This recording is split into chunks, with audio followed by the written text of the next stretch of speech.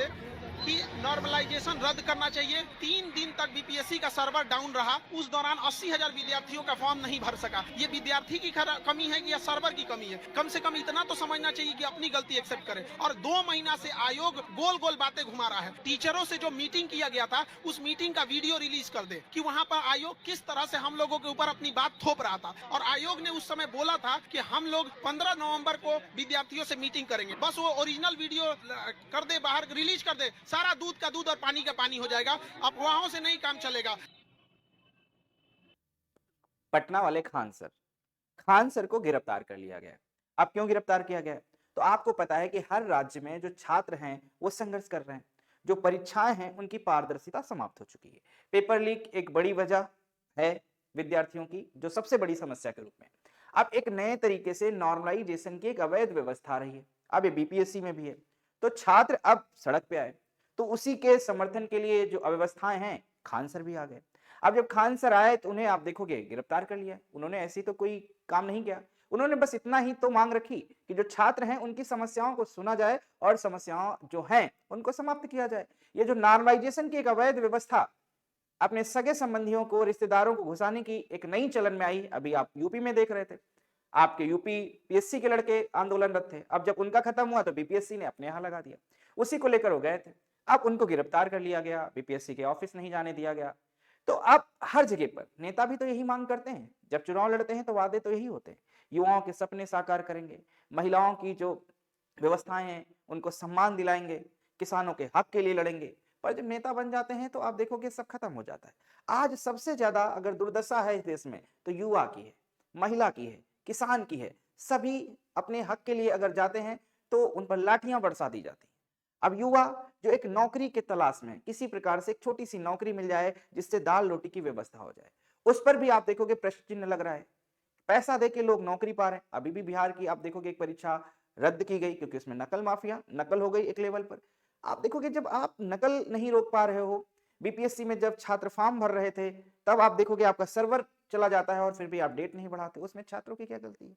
अब रही बात आगे की, कोई भी सरकार नहीं चाहती कि ये व्यवस्थाएं जो हैं युवाओं को, महिलाओं को, किसानों के हक मिले।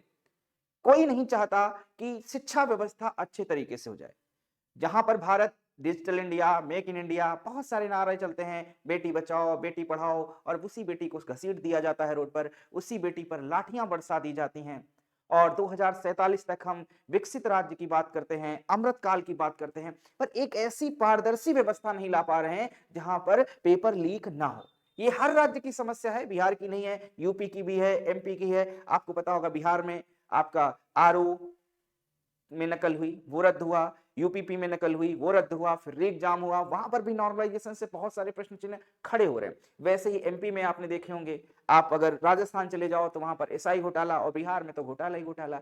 क्या ये नेता, ये सरकारें एक पारदर्शी व्यवस्था नहीं ला सकती? तो आप देखोगे जब हर जगह आ सकती है तो यहां पर भी आ सकती है। पर कोई नहीं चाहता कि शिक्षा को व्यवस्थित किया जाए, क्योंकि शिक्षित होने के बाद सवाल हम ही से पूछे जाएंगे, नारे लगाने वाले खत्म हो जाएंगे, धर्म के नाम पर लड़ने वाले खत्म हो जाएंगे। तो सारे ठेकेदारों का जो बढ़िया व्यवस्थित तरीके से व्यापार चल रहा है वो समाप्त हो जाएगा, क्योंकि पढ़ा लिखा युवा जवाब करेगा। तो उसके लिए सबसे बढ़िया है कि कुछ पद दो, सालों तक भर्तियां ना दो, कुछ पद दो, नकल करा दो, फिर वो लड़ेगा जाके। अब एक नया बवाल लेके आए नॉर्मलाइजेशन के लिए।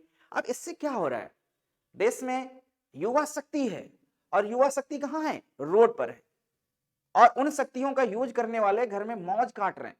अभी नॉर्मलाइजेशन की व्यवस्था तो यही है। अभी आपने देखा था यूपी विधान परिषद की वैकेंसियों में, जहां पर कहा गया कि 20 से 25% जो नौकरियां थी वो उनके रिश्तेदारों को, ये नेताओं के रिश्तेदारों को, अधिकारियों के रिश्तेदारों को, परिवार के लोगों को चली गई। उसके लिए हाई कोर्ट ने उसमें बहुत बड़ा प्रश्न चिन्ह लगाया। सुप्रीम कोर्ट में जाके स्वयं सरकार लड़ने लगी कि भाई इसको हटाओ। तो आप कह सकते हो कितना गर्त में जा रही व्यवस्था।